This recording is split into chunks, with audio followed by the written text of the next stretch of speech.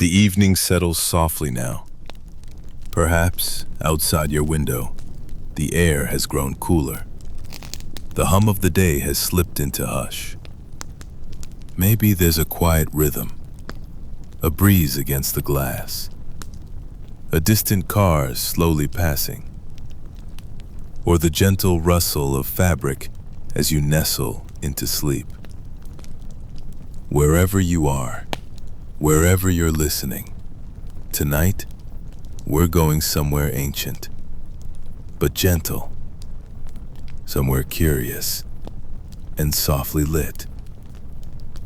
Let's drift, together, not just into the past, but into a time when the world was shaped as much by wonder as by fact. When shadows and stars were part of a grander story, and when the moon above us, glowing quietly in the sky, wasn't seen as a distant rock in space, but as something alive. Tonight, we'll explore why many people in the Middle Ages truly believed the moon had a soul, that it could feel, watch, breathe, even speak, and maybe, as you fall asleep, you'll begin to sense that mystery again, not in fear, but in comfort, the same kind that flickered from lanterns in old stone villages, or echoed in the words of a monk reading aloud by candlelight. If you enjoy stories like this, ones that drift gently into history, consider subscribing to the channel or leaving a comment about how you see the moon. What stories do you imagine when you look up at night? Now, breathe in. Let your shoulders drop. Let the day release. And let's begin. To understand why people in the Middle Ages believed the moon might be alive, we must first step softly into their world. A world of flickering candlelight, towering cathedrals, quiet abbeys, and cobbled streets cloaked in night. The Middle Ages, spanning roughly 1,000 years from the 5th to the 15th century, were not one uniform block of time. They ebbed and flowed like tides, shifting from the chaos following the fall of the Roman Empire to the structured rhythms of feudal life, and eventually into the early stirrings of the Renaissance. But across this great stretch of time, one constant lingered in the sky above every village, monastery, and castle: the moon. Imagine for a moment the stillness of a medieval village after sundown. There is no hum of electric lights, no glowing screens, no city haze masking the heavens. The night sky is a vast and unbroken canvas. The stars pierce the darkness with quiet clarity, and the moon, full, pale, luminous, commands the eye and imagination. For people in the Middle Ages, the moon was not simply a satellite orbiting Earth. It was a presence, something watching, influencing, perhaps even feeling. When you have no modern science to separate you from nature, you are more connected to it, and often more enchanted by it. Religious beliefs intertwined with folklore and ancient philosophies, the works of Aristotle and Ptolemy, still influential centuries after their time, shaped how people thought about the heavens. The moon, being the closest celestial body, was considered part of the sublunary sphere, the realm closest to Earth, and the last sphere where things could change, decay, and perhaps feel. The stars and planets beyond the moon were thought to be fixed and eternal. But the moon, it changed shape. It waxed and waned. It grew full and then disappeared. These visible transformations hinted at something alive, something that moved through phases just as people did: birth, growth, fullness, and fading. The church, too, had its teachings about the heavens. While it did not teach that the moon was literally alive in the biological sense, Religious scholars often interpreted celestial bodies as having roles within the divine order. The moon was linked to the Virgin Mary in symbolism, to rhythms of fertility and purity, and to time itself. Medieval people lived by the moon's phases, planting, harvesting, and even planning ceremonies based on its cycle. The lunar calendar marked sacred festivals. In many monastic orders, the moon helped structure the hours of prayer, especially during nighttime vigils. Over time, a kind of spiritual intimacy developed. The moon was not just an object, but a participant in the divine rhythm of life. We must also consider the isolation of the era. Most people lived in rural communities, surrounded by woods, mountains, rivers, and stars. The world was not so dissected by maps and metrics. It was full of mystery. Superstition was not seen as irrational. It was how people made sense of the unknown. To gaze up at the moon in silence, night after night, to see it glowing and shifting and pulling at the tides, it would be easy to believe it was more than a cold stone. It felt too present, too beautiful, too involved in human affairs to be lifeless. In these early centuries, stories passed from mouth to mouth shaped what people thought. Folk tales, religious visions, and ancient mythologies fused together into a shared understanding of the cosmos. In some of these tales, the moon was a guardian. In others, a prisoner. Some believe the moon bore witness to human sin, watching silently from above. Others saw it as a mirror, reflecting not just light, but emotions and omens. And still others imagined that it housed beings of its own.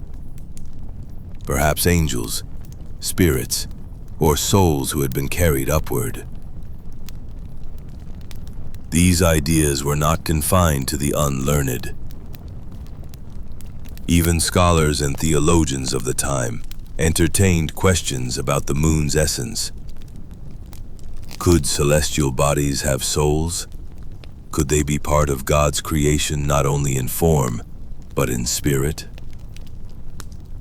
These were not questions with easy answers, and they were not always asked to be solved, but to be pondered.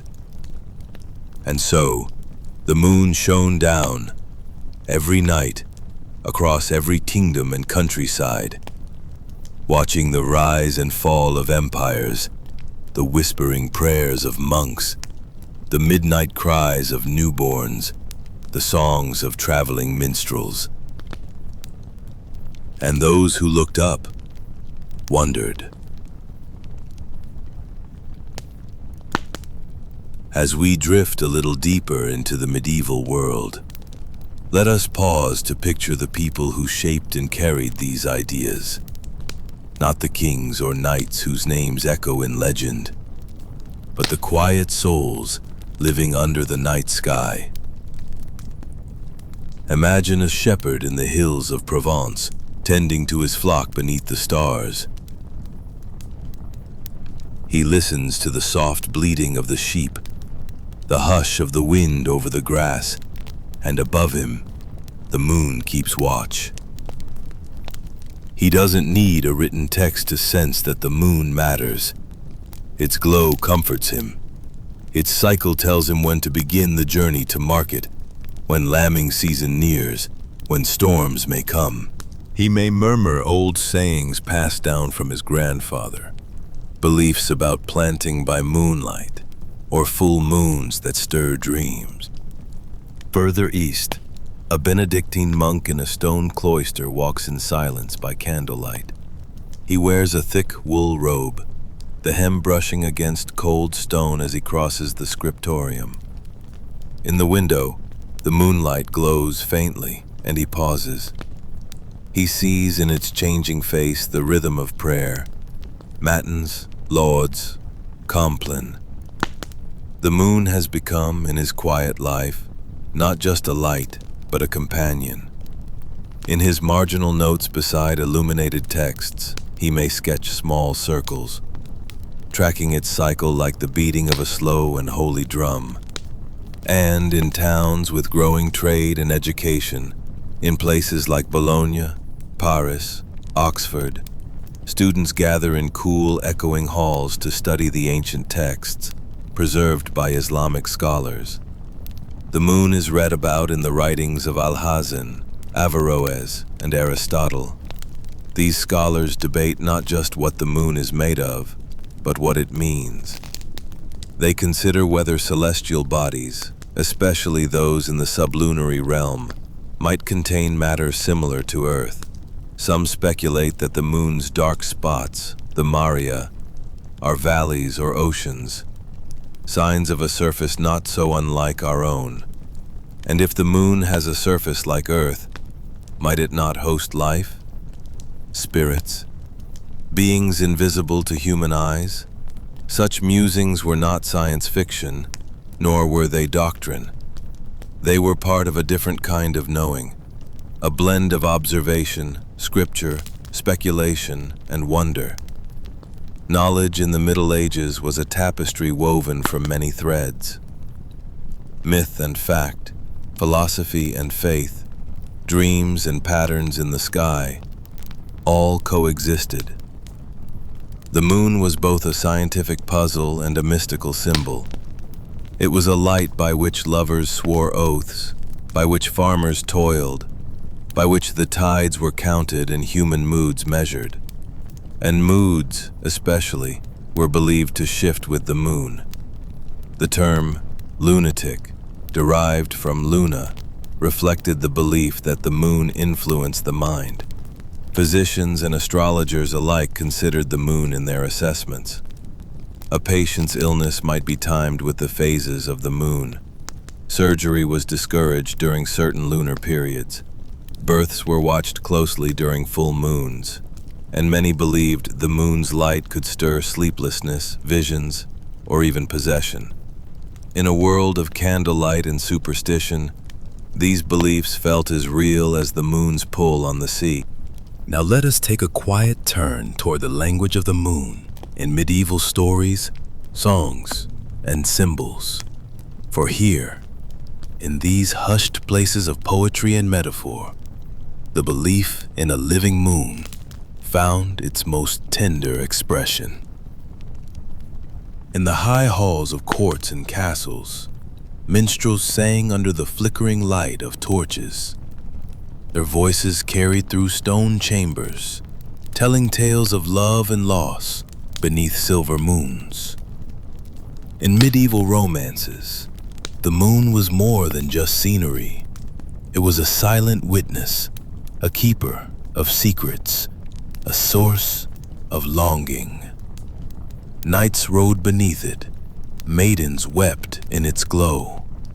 The moon became the confidant of hearts that could not speak aloud. In many illuminated manuscripts, we see the moon drawn with a soft human face, gazing serenely down over the earth. This gentle anthropomorphism wasn't meant as science. It was a feeling, passed from pen to page. A way of saying, the moon sees us. Perhaps it even knows us. In village traditions, the moon lived in the rhymes taught to children and in rituals passed from mother to daughter. In some places, people whispered that a man lived in the moon, a weary figure cursed to carry his burden forever. In others, it was a woman, Celine or Diana, drifting in her chariot across the stars. In Germany, they said the man in the moon had stolen firewood on a Sunday and was banished for it. In England, they said he carried a bundle of sticks, still. These stories echoed not only morality, but the enduring idea that the moon was inhabited, not by creatures as we imagine them today, but by spirits, exiles, or divine watchers. The moon, in these tales, was a place of punishment and mystery, yes, but also of closeness. It made the sky feel near. There were calendars, too, shaped by the moon. Not the solar year we now take for granted, but lunar rhythms, guiding planting, harvesting, holy days. Easter, for example, has always been calculated using the first full moon after the spring equinox. These cycles brought a sense of order and reassurance. Each crescent in gibbous became a signpost, a quiet reminder that time moved gently forward, guided by a light beyond reach, but not beyond understanding. The church had its place in all this. While official doctrine did not proclaim the moon to be alive, it made use of its symbolism. In Christian mysticism, the moon often represented the Virgin Mary, reflecting the light of God, just as the moon reflects the light of the sun. Some theologians pondered whether celestial spheres had souls in some way, though this was a contested and speculative notion. Yet it shows us just how blurred the lines were between metaphor and reality, between spiritual presence and physical body. A living moon was not always imagined with flesh and blood, but with purpose, awareness, emotion. We might also think of astrology, which during the medieval period was closely tied to medicine, farming, and personal destiny. The moon was central to astrological charts, believed to influence the body's humors, the flow of blood, even the strength of one's character. Kings consulted astrologers before going to war. Physicians studied lunar phases before choosing treatments. For the medieval mind, the moon wasn't passive. It was interactive, a heavenly participant in earthly affairs. All of this, the songs, the rituals, the theological debates, the charts and maps, created a cultural atmosphere in which the moon was not distant or cold. It was emotionally near. It meant something. And in this closeness, the idea that the moon was alive, not merely a rock in the sky, but a living presence, a being, quietly bloomed. So we returned once more to that silent, starlit hillside, or the candlelit cloister, or the noisy market square as dusk settles in. The moon, high above, watches. It always has. And as the people of the Middle Ages went about their days, they lifted their eyes to its pale face, and something within them stirred, a feeling older than science, deeper than proof, a feeling that the moon was not alone up there, that somehow, quietly, awake. Let us now meander into the quieter corners of the medieval world, to the monasteries, the abbeys, the candlelit scriptoria, where the moon was not merely observed, but meditated upon. These were places where silence held as much weight as scripture, and time moved to the soft rhythm of prayer and ink on parchment. Imagine a monk in the cool hush of early dawn, rising before the birds. He steps through the cloister walk in silence, the sky still dark above him. Only the moon lights his way across the dewy stones. He lifts his eyes and lingers. That pale glow isn't simply a nightlight. It is a companion, a beacon in the stillness. It has watched over this place for centuries, and will watch for centuries more. In such sacred places, where routine gave shape to each day, and contemplation was prized above noise, The moon offered more than illumination. It became a symbol of God's steady presence, unchanging and calm. Medieval theology often considered the heavens to be perfect, incorruptible, untouched by sin. To gaze at the moon was to look upon something pure, something divine. In this view, how could the moon not possess some kind of soul, some subtle awareness? It moved with such intention, such grace. Writings from this time occasionally reflect this reverence. Hildegard of Bingen, a mystic and abbess of the 12th century, wrote of celestial light with awe and wonder, often blending spiritual vision with natural observation. Though she didn't claim the moon itself was alive, her words suggested a world where creation, every part of it, was humming with divine vitality. The moon, then, was not simply a passive orb. It was part of a living tapestry, a celestial thread in the divine design. Further from the monastic walls, in the fields and villages, lunar cycles determined not only time, but superstition. Full moons were thought to awaken strange behavior, both in animals and people. Even today, remnants of that belief remain. The word lunatic, for instance, derives from luna, the Latin word for moon. But in the medieval mind, it went deeper. The moon could stir dreams, emotions, madness, love. Was it not, then, somehow sentient, or at least attuned to human thought? In rural communities, this belief was not analyzed or dissected.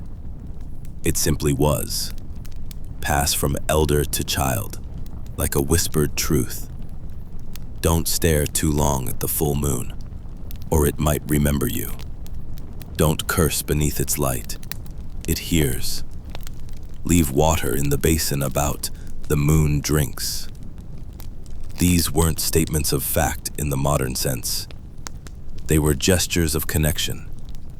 The moon was not only part of the sky, it was a silent participant in daily life. And so, we begin to see the larger picture come into view, not as a map, but as a mosaic of feeling, belief, and imagery. The moon of the Middle Ages was not dissected by telescopes or measured with instruments.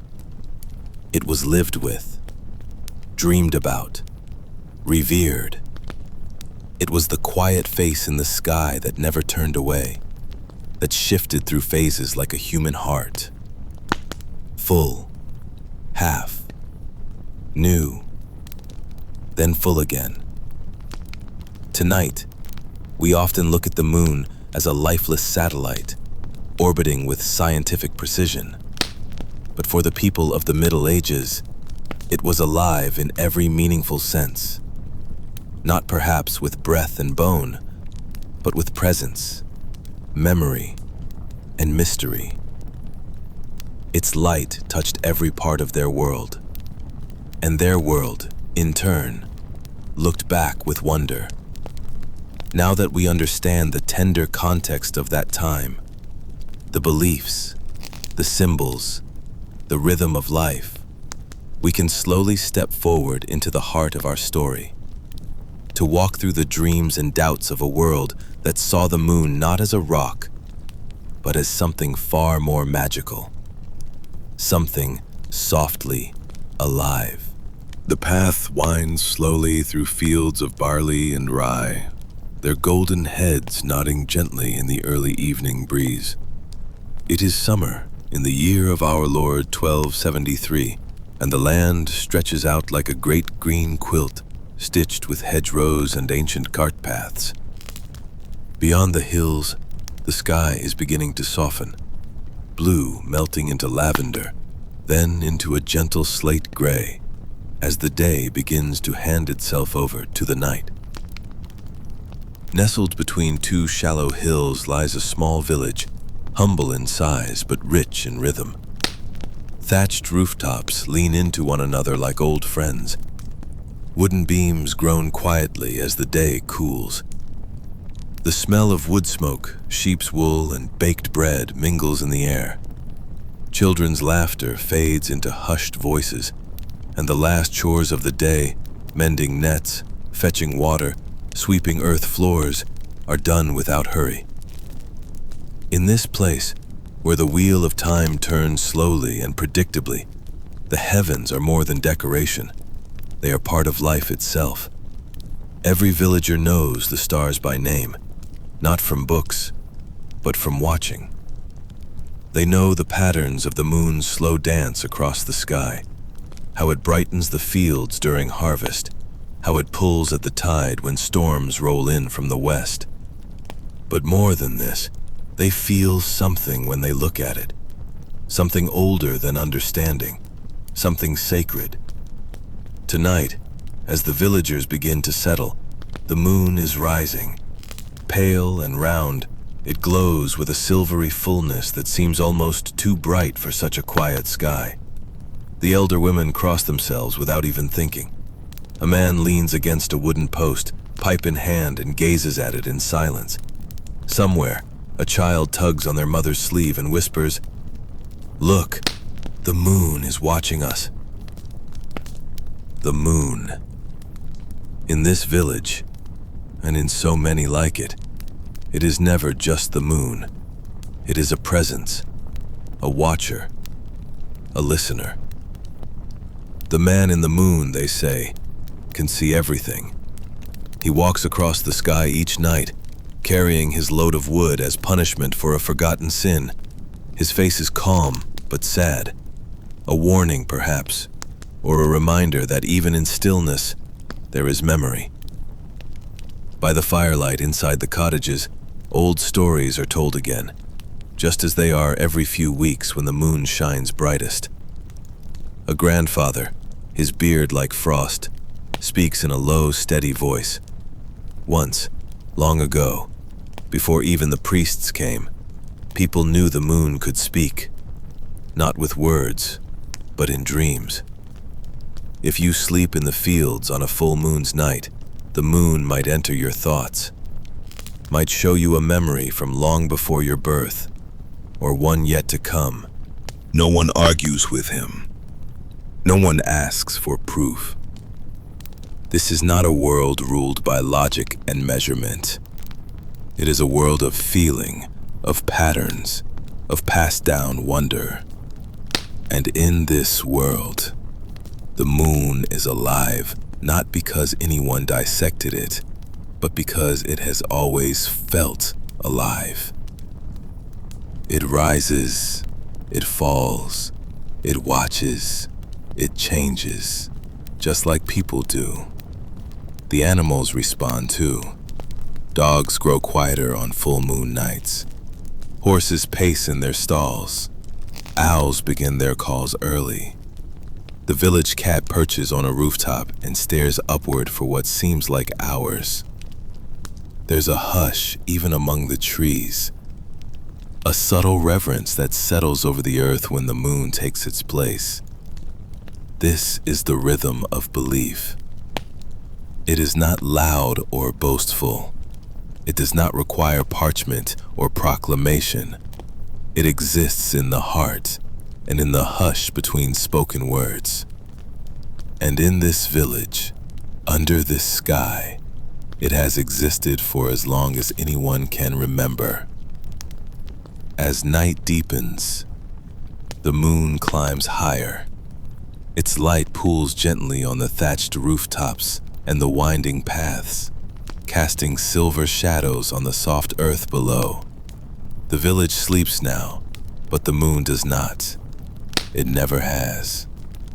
And for those who dream, wrapped in wool blankets and quiet breathing, the feeling remains, subtle, steady, and strangely comforting. The moon is alive, and it is watching over them. The village slumbers beneath the soft embrace of moonlight.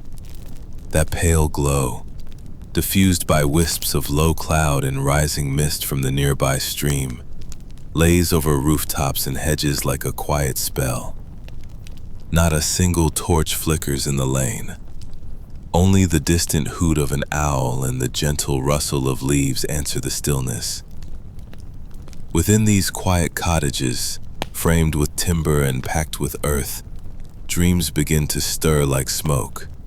The villagers rest, their thoughts gently dissolving into deeper waters. In these dreaming hours, the moon becomes more than a celestial body. It slips through shutters, peeks through holes in the thatch, and settles softly across the wooden beams above their beds. Some say that dreams are clearest when the moon is full, not just strange or vivid, but meaningful, as though something is speaking through them. One young woman, her arms cradle in her belly swollen with child, dreams of walking through a white forest beneath a glowing sky. The trees are silver and tall, their leaves chiming like tiny bells. At the forest's heart, a clearing bathed in moonlight holds a stone basin full of calm water. She sees her reflection in it, and beside her, a figure of light she doesn't recognize but somehow knows. When she wakes, she feels no fear, only peace. The moon, she decides, is watching over her child. In another house, an old man, a weaver, turns slowly in his sleep. He dreams of a long-forgotten song his mother once sang by firelight. It drifts into his mind on the hush of wind and distant tides. He sees her face again, her eyes bright beneath a summer moon. When he wakes, his pillow is damp, though no tears fall. He doesn't speak of it, but for days, he hums that song under his breath while spinning thread. In dreams, time bends. Stories slip between generations, between the living and the lost.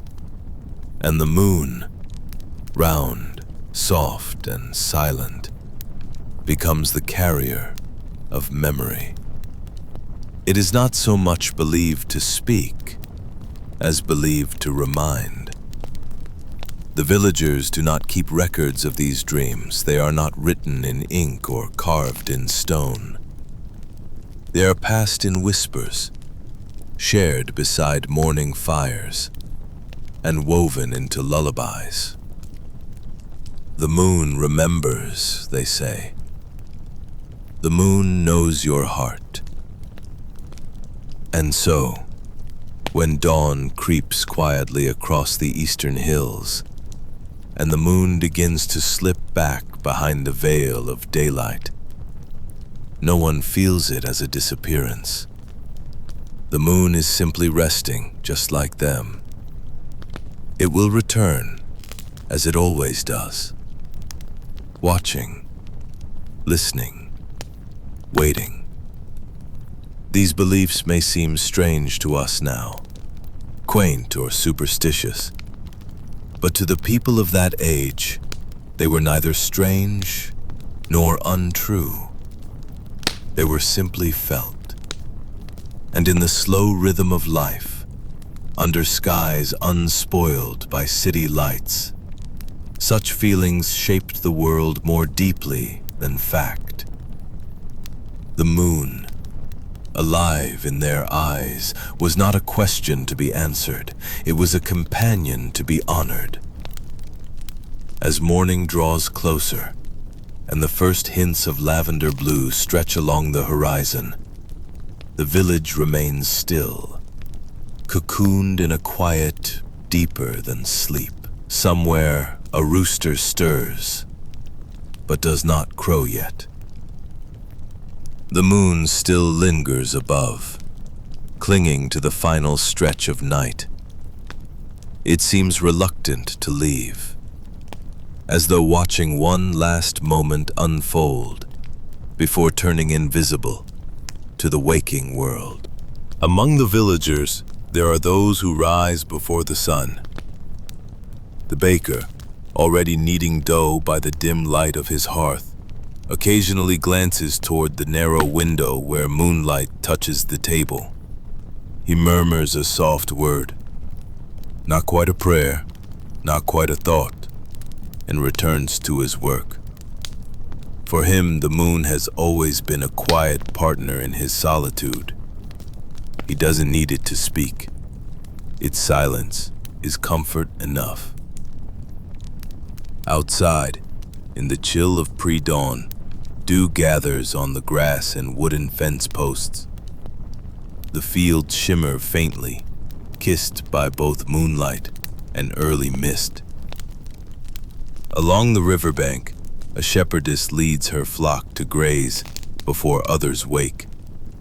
She sings a slow, lilting tune, her voice barely rising above the breeze. She pauses now and then, staring upward, not in reverence but recognition, like greeting a friend. The moon is low now, soft and distant, a ghostly disk fading into the light. Still present, still watching. The villagers have no telescopes, no instruments of brass or glass. They do not measure the moon's orbit or calculate its phases with precision. Yet they understand it in a way that is intimate. They feel its rhythm. They know how it swells and wanes, how it influences the tides of the nearby sea and the moods of animals. They see its changes reflected in themselves, in the pacing of dreams, the flow of words, the shape of stories told around embers. In the tavern, where evenings are usually filled with ale and laughter, there is a tradition. No arguments on a full moon night. Not because of superstition, but because they say the moon doesn't like loud voices. Whether jest or truth, no one tests it. The innkeeper keeps the candles low, and the benches creak quietly under softer conversations. Those who break this peace are met with calm stares and gentle reminders. Even the local priest, learned in scripture and wary of the old ways, speaks of the moon with uncommon gentleness. In his sermons, he refers to it as the lamp God placed to guard the night. He does not condemn the villagers for their feelings toward it. Instead, he tries to meet them where they stand, beneath the same sky, beneath the same moon. It is this blend of wonder and quiet respect that binds the village together, not through doctrine or law, but through shared rhythm. The steady, patient turning of sky above earth, of night into morning, of silence into thought. The moon is alive to them, not in the way a bird is alive or a tree. It is alive in its presence, in its mystery, in the way it finds them, over and over again, no matter how dark the night. As the years pass, children grow into adults, and the rhythm of the village remains largely unchanged. Generations come and go like waves, but the moon continues its silent, patient watch.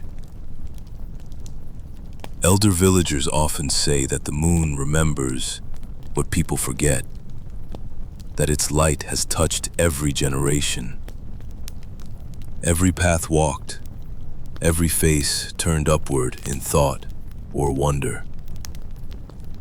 These are not statements meant to be questioned, but rather understood in a way beyond words. There's a man, old now, who spends most evenings on a worn bench beneath an olive tree at the edge of the fields. He does not speak much, but he always looks up when the moon rises. Once, as a boy, he saw his mother whisper to the moon on the night his brother fell ill. He remembers the way her face softened in the silver glow, how she gently opened the shutters and let the light spill onto the bed. His brother recovered, and though no one ever claimed the moon was responsible, the boy grew into a man who never forgot that night. Now, in the twilight of his years, he watches the moon not as a mystery to solve, but as an old friend returning faithfully. It gives him peace. He believes, without needing proof, that something watches back. In the fabric of the village's life, the moon is not worshipped. It is not explained. It is experienced. It is woven into lullabies sung to restless children, into blessings muttered under breath, into the quiet way someone looks at the sky before beginning a journey or closing a chapter. No decree or doctrine tells them what the moon means.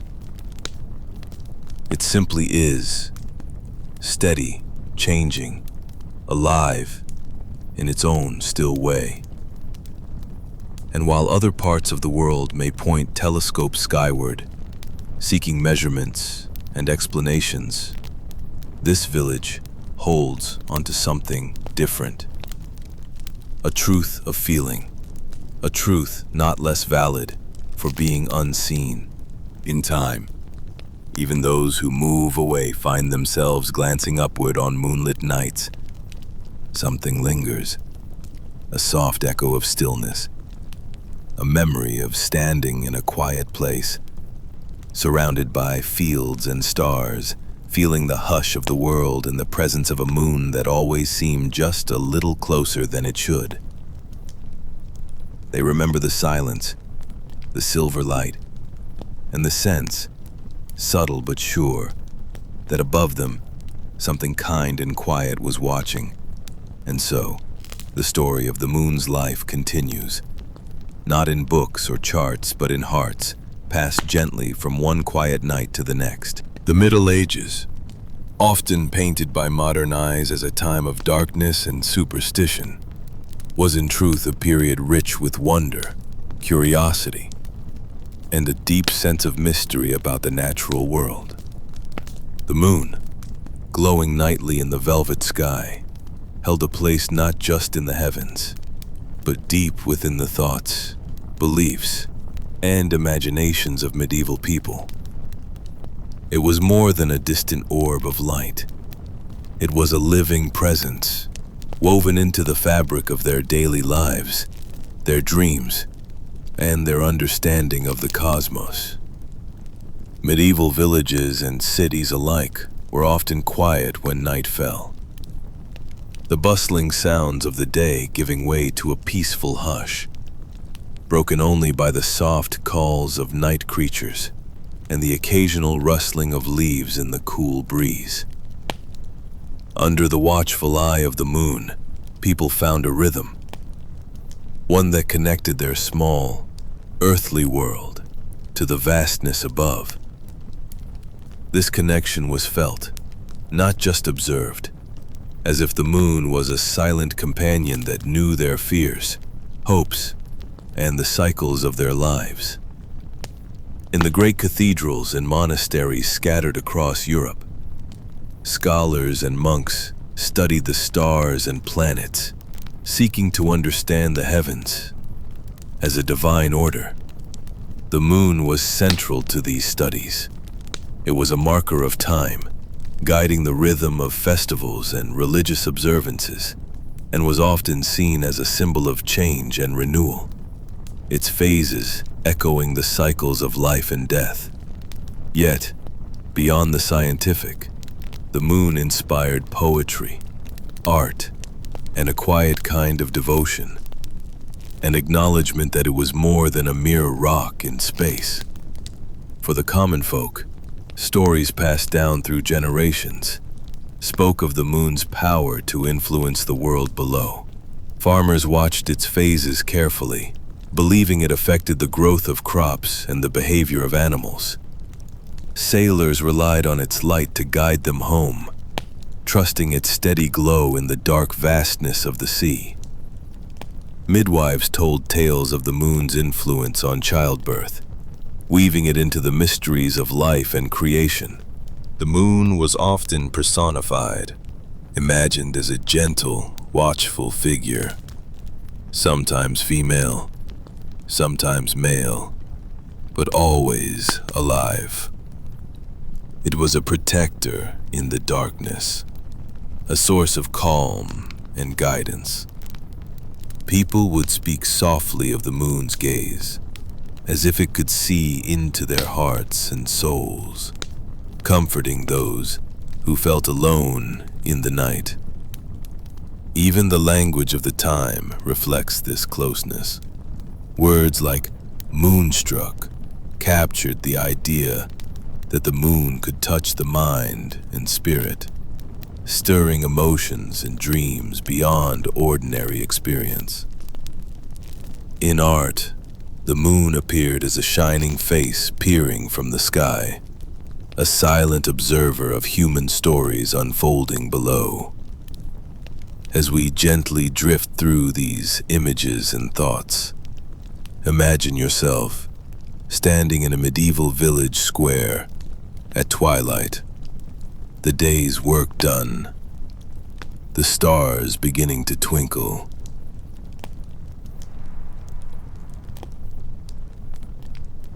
And the moon rising slowly, casting a soft silver glow over the rooftops. Hear the distant murmur of evening prayers, mingling with the rustle of cloaks and footsteps on cobblestones. Sense the quiet wonder that filled the air, a wonder born not from fear, but from a heartfelt connection to the night and its shining guardian. As the moon climbed higher, its light softened the edges of the world, casting gentle shadows that danced among the ancient stone walls and thatched roofs. Life in the medieval period moved in close harmony with these rhythms, and the moon was a constant companion in the night's quiet hours. The glow it lent to the world was not merely physical, but deeply woven into the cultural and spiritual fabric of the time. Medieval thinkers saw the moon as a bridge between the earthly and the divine, a celestial body that reflected the mysteries of both realms. Its phases were likened to the cycles of the human soul, waxing and waning in tandem with hope, sorrow, birth, and death.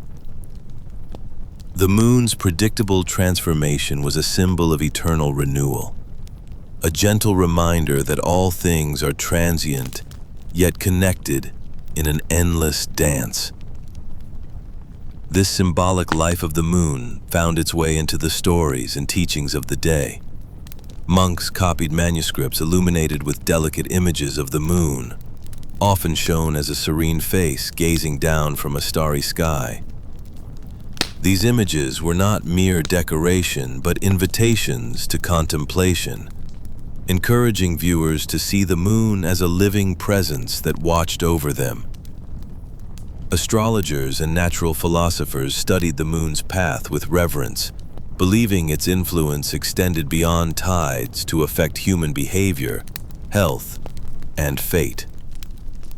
The notion that the moon was alive was not just poetic, but a core part of their worldview. It was thought to possess a spirit or essence that interacted with the living world, shaping the flow of time and the unfolding of destiny. In the homes of villagers and nobles alike, the moon was part of daily conversation and lore. Stories told by the fire spoke of the moon's moods, sometimes bright and comforting, sometimes hidden and mysterious. It was a character in countless tales, embodying both the known and the unknowable. Its light was said to soothe restless minds, inspire dreams, and protect travelers through the night. Children learned early to look to the moon for guidance and reassurance. Parents whispered gentle legends about its watchful eye, a presence that never abandoned them, even when the night seemed darkest. These stories were passed down with a tenderness that made the moon feel not distant, but intimately near. Imagine now the soft flicker of candlelight inside a humble medieval home. The smell of burning wood mingling with the cool night air, seeping through the open window. Outside, the moon glows softly, touching everything with silver. Inside, a family sits close, the youngest child's eyes reflecting the moon's gentle light, listening quietly to the stories told again and again. This is not just a night like any other. It is a moment, steeped in the sense of wonder and connection that made the moon feel alive. As centuries passed, the moon's presence continued to inspire and shape the medieval imagination. It was not only seen as a guardian of the night, but also as a living symbol of balance and harmony. The lunar cycle mirrored the ebb and flow of human life: birth, growth, decline, and renewal. Each phase inviting reflection on the impermanence and continuity of existence. The Church, while often cautious of celestial beliefs outside orthodox teachings, incorporated the moon into its own rhythms. Festivals and holy days were aligned with lunar phases, connecting earthly worship with the heavens above. The moon, then, was woven into the very fabric of spiritual life, a reminder of divine order and cosmic grace. Medieval artists and poets celebrated the moon's gentle glow, capturing its beauty and mystery in verse and illustration. The moon's face was often depicted with a calm and knowing expression, almost as if it were silently observing the world's unfolding drama. This personification was a quiet invitation to see the moon as a companion, rather than a distant orb. In villages scattered across the land, people marked the passing of time by watching the moon rise and set. Its light was a guide for farmers, tending their fields, sailors navigating treacherous waters, and travelers seeking safe passage through the dark. The moon's steady presence was a comfort, a living rhythm, in a world often marked by uncertainty and change. Legends flourished, some telling of the moon as a guardian spirit watching over the earth, others of its power to heal or curse, depending on its favor. These stories were shared beneath moonlit skies, fostering a sense of connection between the heavens and the human heart. And so, through faith, art, and folklore, the belief that the moon was alive endured, a soft, constant thread weaving together the medieval world in quiet reverence and wonder.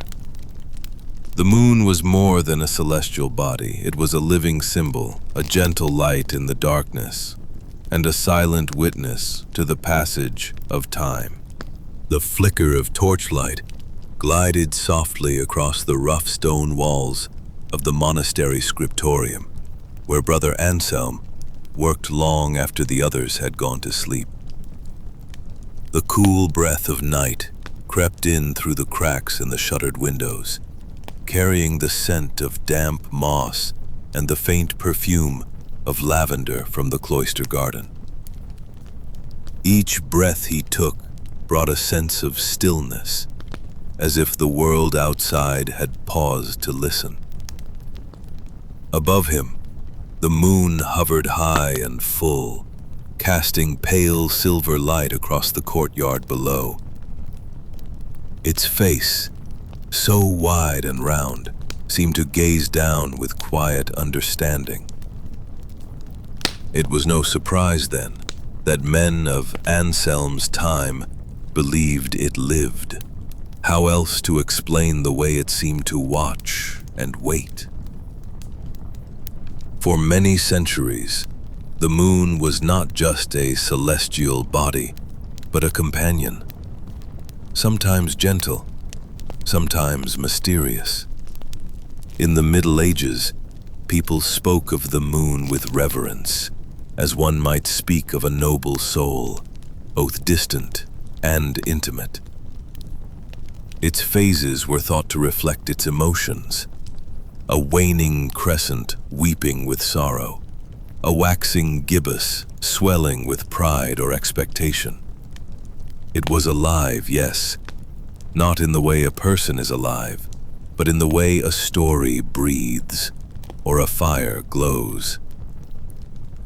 In the warm glow of candlelight, Anselm read aloud from ancient texts, works passed down through centuries of quiet hands.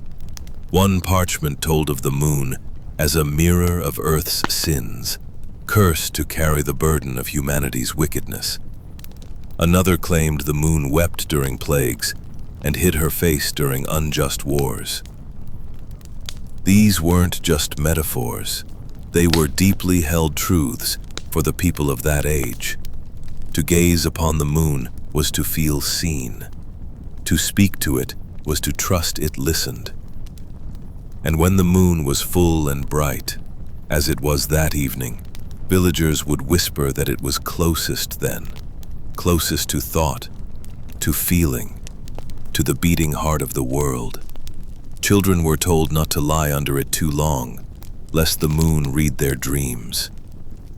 Lovers wrote verses beneath it. And monks, like Anselm, looked to it for signs, comfort, and connection to something beyond. No telescope peered into its craters.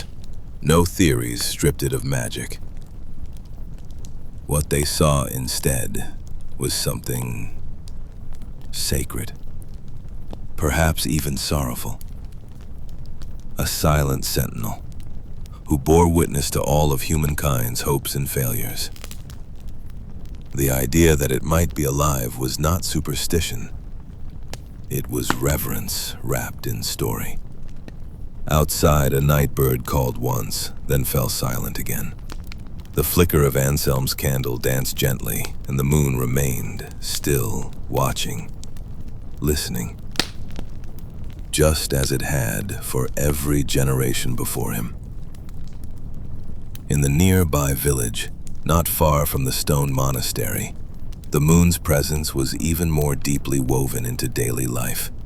Farmers marked their planting cycles by it, trusting its glow to guide their work. On quiet evenings, after the fires had dimmed and the animals were settled in their pens, they would sit by their wooden doorsteps, cloaks drawn tightly around them, and watch the moon rise slow and pale behind the hills. The older folk would murmur to the young, telling stories that felt half memory, half magic. They'd say that when the moon was low and golden, it was tired, heavy with all it had seen. When it shimmered white and high, it was alert, perhaps watching over someone far away. Some said the moon held the souls of those who passed gently, that their lights joined hers, and that's why she glowed so bright on clear nights. Children grew up knowing the moon as a gentle guardian, and they often gave it names, soft, whispered ones, names only they used when speaking to it in private. It was a comfort, a mystery, and something eternal, always there even when hidden behind clouds. Among women, the moon carried deeper meanings still. Midwives spoke of its rhythms and how it influenced the birth of children and the course of healing. They swore that a mother laboring under a full moon might feel its pull. just as the sea does. Herbalists, too, followed its cycles, claiming certain plants drew more power when harvested under a waxing moon, and less under a waning one. Their understanding wasn't scientific, but it was intimate, passed down like lullabies. The moon, for them, was not a rock. It was an elder, a quiet friend, a presence that moved not just across the sky, but across time, binding together ancestors, seasons, and lives in its pale, endless journey.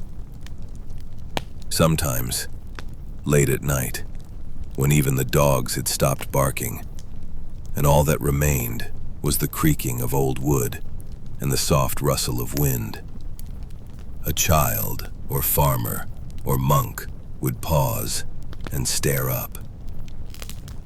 And in that stillness, it didn't seem absurd to imagine the moon looking back. In the cool silence of a candlelit chapel, the moonlight would sometimes filter through stained glass, scattering soft beams across the stone floor. The monks believed this light held more than beauty. It held meaning. They didn't speak of it loudly, but some wondered if divine messages were etched in the gentle, shifting glow. In their quietest hours, long before sunrise, they would read scripture or copy sacred texts, the moon their only companion, watching silently from above. Scrolls found in dusty corners spoke of dreams sent by the moon, visions that came to seers or pilgrims while they slept beneath open skies. Some said the moon whispered answers when the world grew too heavy. Not always clear answers, more like feelings, like a breath of knowing. In these dreams, the moon often took shape as a face, neither male nor female, timeless and calm, speaking not in words but in stillness. Travelers passing through forests and mountains told their own tales. They swore that the moon helped guide them when stars were hidden and paths were unclear. "It favors the lost," one old traveler once wrote in a weathered journal, "and follows their footsteps like a quiet hound." There was something in the way it always rose, always returned, that offered reassurance to those who had none. For others, the moon became a clock for sorrow. Lovers gone to war, families split by famine, children who vanished in the plague, all marked time by its face. 2 full moons since she left, they'd whisper, 3 since he passed. It was memory, hanging in the sky, too large and too quiet to forget. Even the kings and the learned scholars, cloaked in reason and rule, found themselves glancing skyward. Though they charted its path with instruments and scribbled numbers in careful columns, a part of them always paused, just for a moment, to marvel, to wonder, to feel small. As the years wore on, beliefs shifted, but the moon remained. Even as the church tightened its grip on knowledge and curiosity was carefully monitored, the people's quiet awe of the moon endured. In small villages and rural hamlets, stories passed between generations. Grandmothers whispered tales to children about the moon's moods, how it smiled on harvests or turned away during times of grief.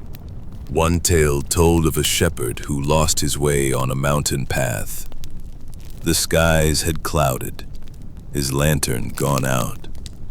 All around him, only wind and shadow. And yet, just as his hope began to falter, the clouds thinned and the moon emerged, casting just enough light to show the trail home.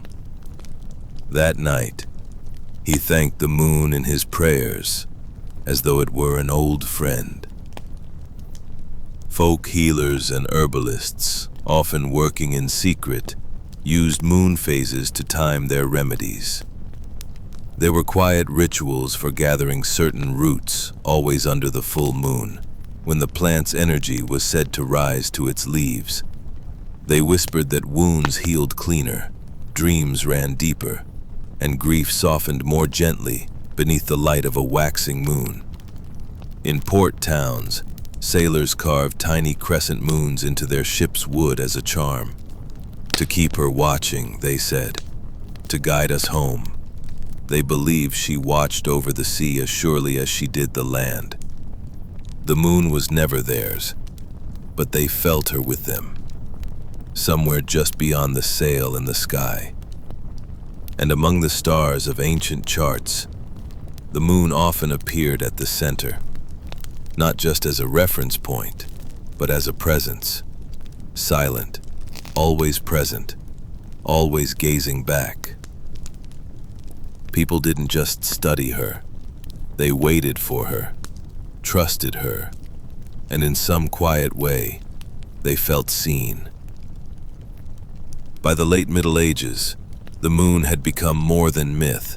She was part of the rhythm of life. Her glow marked time, signaled tides, and gave a rhythm to the shadows. People measured their lives by her phases. A month itself, rooted in the word moon, reflected how central she was to their sense of time. In monasteries, scribes recorded lunar eclipses with awe, not fear. They wrote not of monsters devouring the moon, but of mysteries beyond their understanding. Still, deep down, many monks, like the villagers outside their walls, wondered if perhaps, just perhaps, there was something more behind that quiet orb. One monk described the moon in his parchment margins, not as a rock or body, but as a light of mercy, watching through night's quiet silence. Another, in a tucked-away journal, spoke of dreams where the moon wept over cities lost to time and smiled over fields where children slept. The moon was not just an object. She was a participant, a companion, a guardian of quiet hours. People didn't argue over her like they did with other celestial bodies. The sun might scorch, the stars might confuse, but the moon simply watched. Her pull on the oceans echoed the pull she seemed to have on the human heart. Even when scholars began to look more closely, using lenses and logic, the heart of the people remained unchanged. They could see her surface in greater detail, map her seas and plains, but the sense of her presence lingered. Somehow, she was still alive, in spirit if not in form. And so, beneath that ever-familiar light, the Middle Ages drifted on. Generations were born, lived, and passed on beneath her gaze.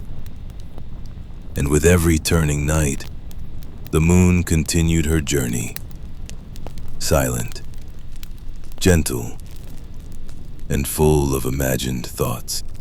As the moon rose each evening over the medieval world, she became not just a light in the sky, but a mirror for the human soul. Beneath her pale and steady glow, people looked inward. Just as her face changed with the weeks, so too did their thoughts ebb and flow. Some light, some shadowed, all passing gently through time.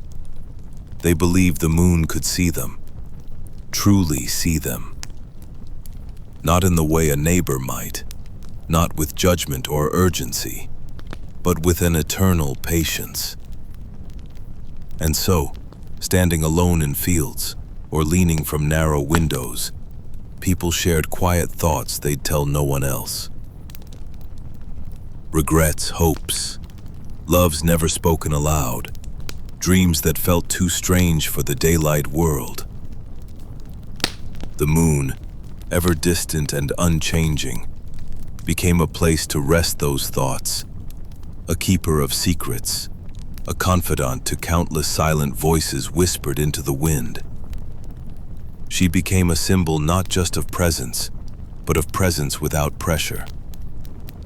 Unlike the sun, which demanded alertness and toil, the moon offered stillness, reflection. Her light did not command, it invited, a gentle hand guiding hearts toward self-understanding. And perhaps, in a world so often governed by hardship, by rules and fears and distant powers, people longed for something constant that was also kind. The moon, untouched by decree or coin, belonged to no one, and yet watched over all. No king could command her, no priest could silence her light. She simply was. In the moon, people saw what they could not always find in themselves: stillness, grace, and quiet endurance. And in her mirror, they found a space to simply be. In candlelit monasteries and modest homes, the moon's soft silver glow filtered through cracks in shutters and arched windows, spilling across stone floors and straw bedding.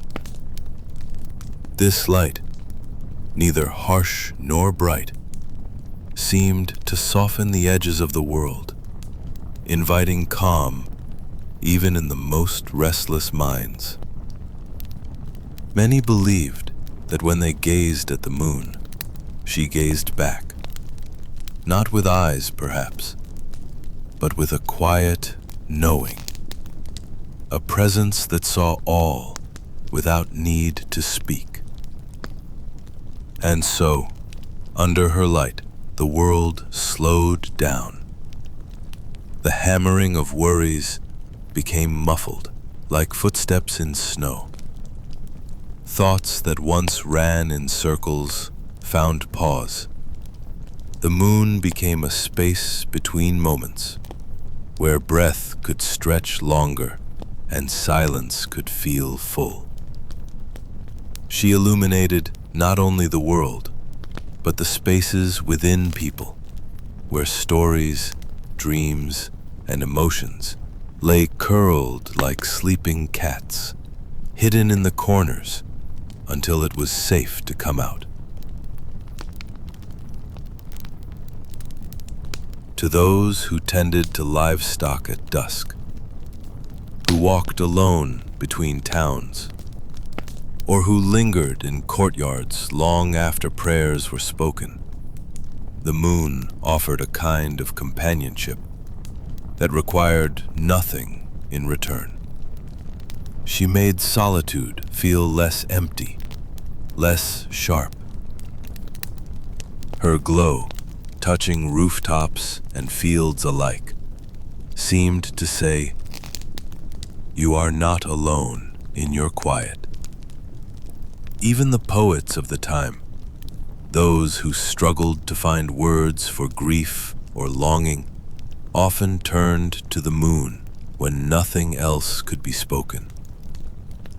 She became metaphor, muse, and mother.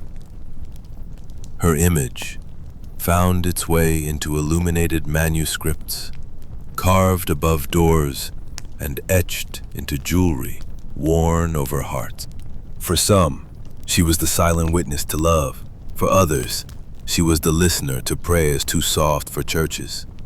Whatever she was, she asked for no belief, no ritual. She simply arrived, each night, above every field and roof and restless soul. As the moonlit nights passed, a quiet belief took root among many villagers, monks, and travelers alike, that the moon was not merely watching, but reflecting, not only light, but the thoughts, dreams, and even the truths people carried within. A still pond might mirror the face, but the moon, she mirrored the soul. And so, people looked to her not for answers, but for clarity.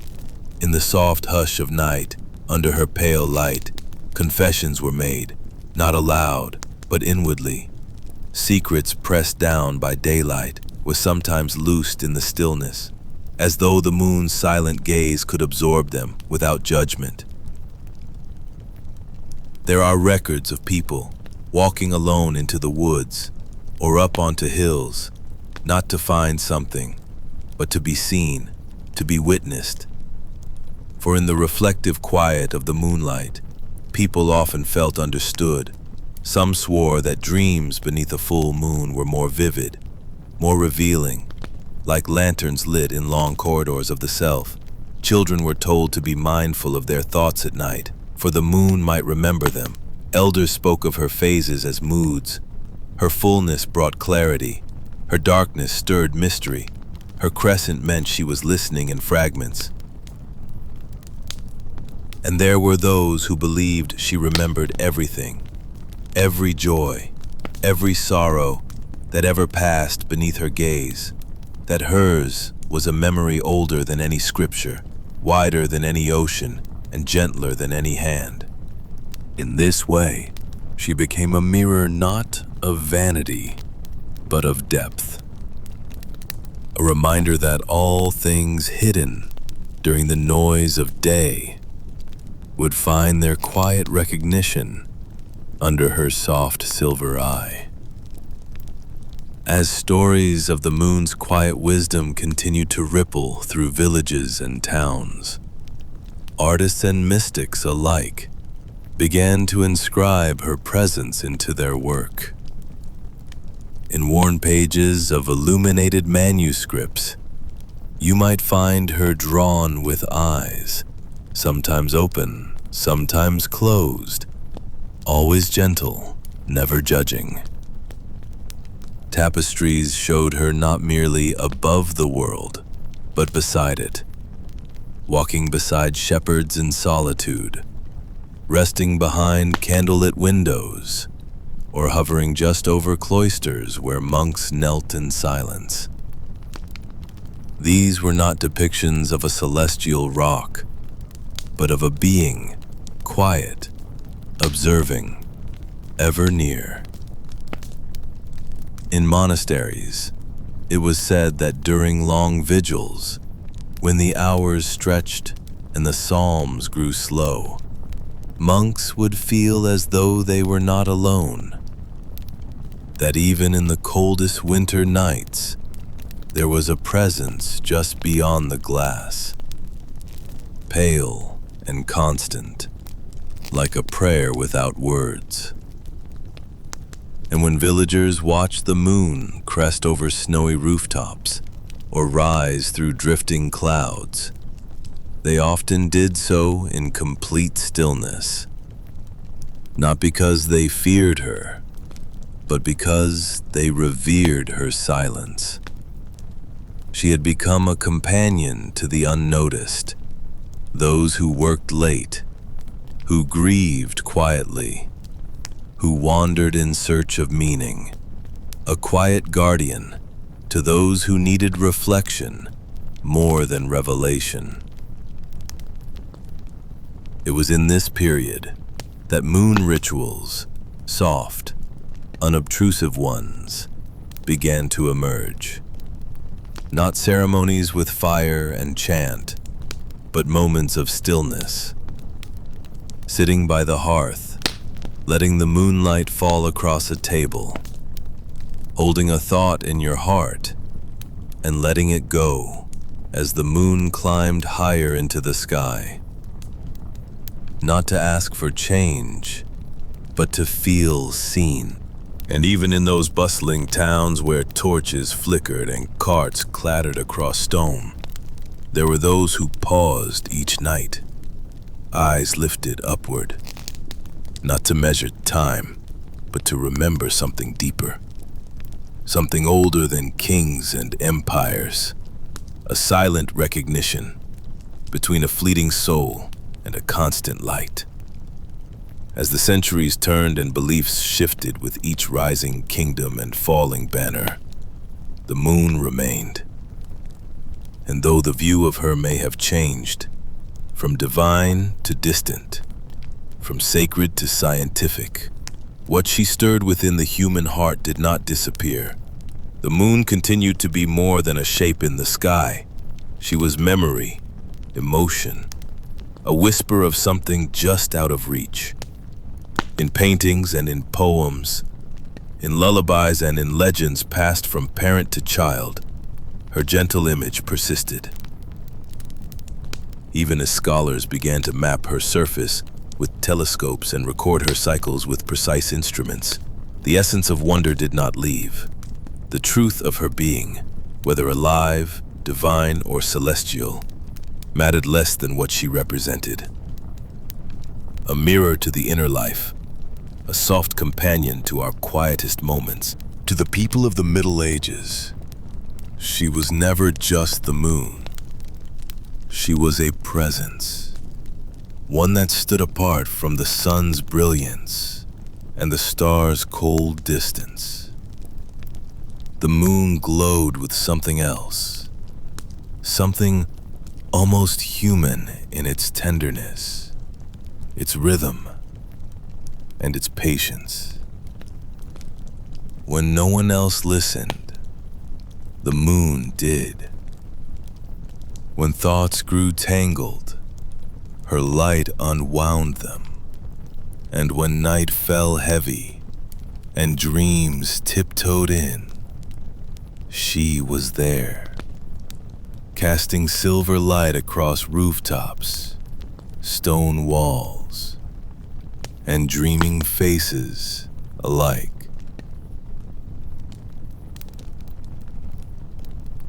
And so, it is little wonder that in those hushed, lantern-lit centuries, people believed the moon was alive. Maybe not with breath or voice, but with understanding, with memory, with presence. And perhaps, on some quiet night, you too have felt it. The way she sits above us, not as a watcher, but as a quiet witness to our stories, our dreams, and all the things we carry in silence. As we settle deeper into the quiet night, let us pause together for a moment. Imagine yourself beneath the vast, dark canopy of the sky, where countless stars twinkle softly, and the moon hangs low and luminous above the sleeping world. There is a stillness here, a gentle hush that seems to wrap itself around everything, the trees, the earth, and even the distant waves upon the shore. In this silence, the moon's glow is a quiet comfort. It invites us to breathe slowly, to soften the edges of our busy minds, and to drift gently into reflection. What might it have been like for those in the Middle Ages to gaze upward, feeling the same silver light touch their skin and warm their thoughts? To see not just a celestial body, but a living presence, a quiet companion in the dark. Let your imagination wander to a peaceful village nestled among rolling hills, where candlelight flickers through windows and children are tucked warmly into beds. Outside, the moon moves slowly across the sky, watching over fields and forests, rivers and roads. In this shared moment across centuries, we connect with those who once saw the moon as alive, as a being with a heartbeat, a soul, and a story to tell. What stories might the moon have whispered to them? What secrets held in her pale light?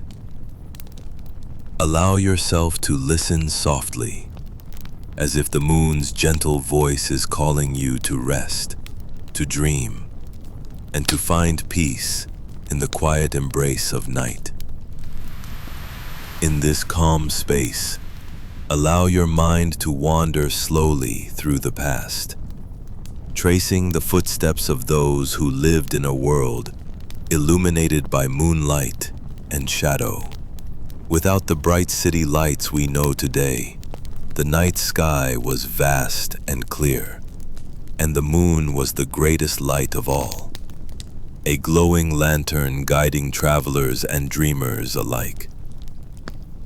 Imagine how the gentle phases of the moon, the slender crescent, the full radiant circle, the slow fading back into darkness, mirrored the rhythms of life: birth, growth, rest, and renewal, all unfolding beneath her watchful eye.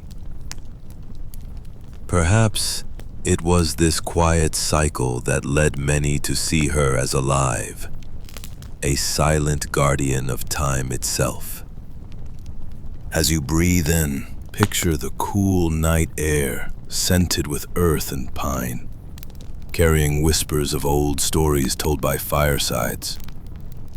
The moon's light softens the landscape, blurring edges and coloring the world with silvery hues, inviting calm and contemplation. There is a timelessness here, a reminder that beneath the surface of history lie deeper currents of wonder, connection, and the yearning for meaning. Let yourself feel the peace in this thought, the gentle unfolding of time and light as the moon glides steadily through the sky, unchanged yet ever-changing, alive in the quiet spaces of the night. As the moon continues its slow passage across the sky, let us pause to consider the delicate balance between mystery and understanding that shaped the thoughts of those who lived long ago.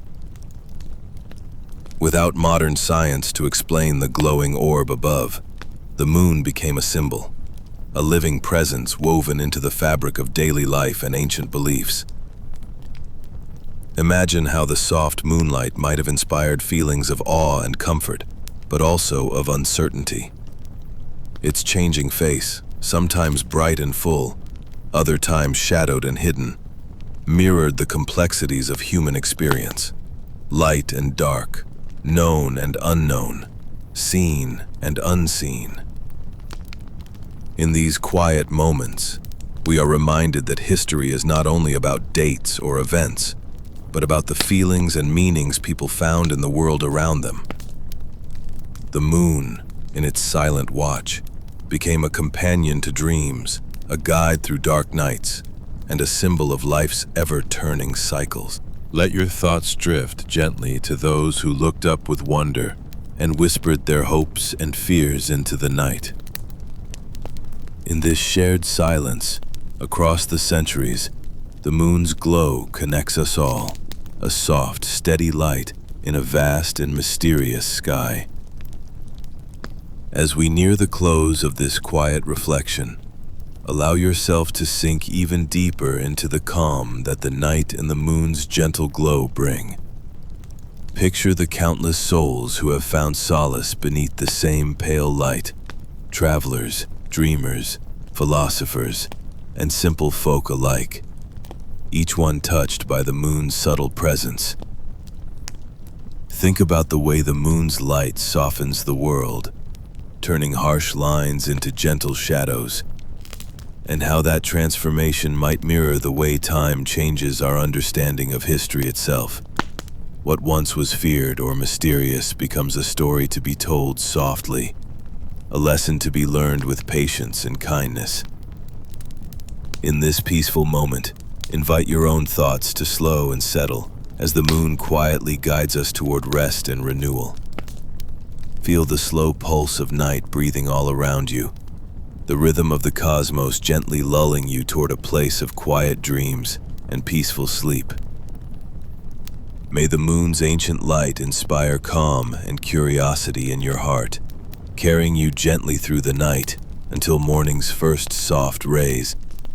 As our journey through the night and the stories of the moon's mysteries gently comes to a close, let us take a moment to breathe deeply and appreciate the quiet beauty that surrounds us.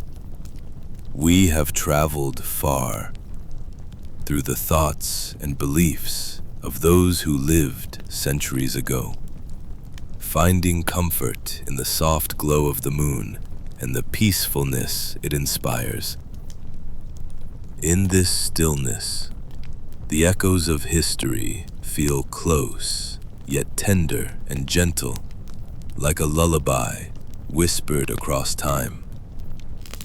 The moon's light, once feared and misunderstood, now shines softly as a symbol of calm and continuity, a timeless companion in the quiet hours before sleep.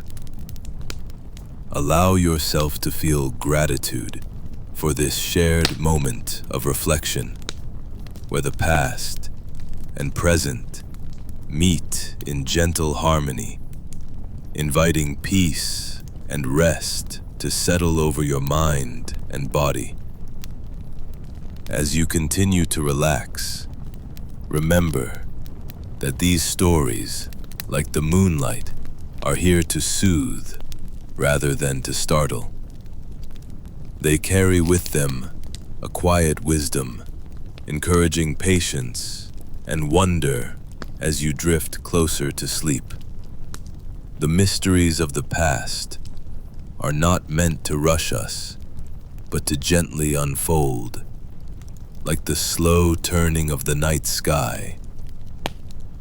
Let the calmness you feel now wash over you, easing away any lingering tension or worries. Just as the moon moves steadily through its phases, so too does your mind slow and soften, preparing for the restful journey ahead. Rest assured that as you close your eyes, you are held in a space of safety and warmth, where history's gentle whispers lull you toward the sweetest dreams. Thank you for joining me on this peaceful voyage through the tales and quiet wonders of the moon in the Middle Ages. It has been a privilege to share this gentle story with you as the night deepened and the world hushed around us. As the past slowly fades into the soft shadows of your dreams, may you find rest and renewal. Let the calmness linger in your heart, carrying you through the night with comfort and ease. Sleep well, and may your dreams be filled with gentle light and timeless peace.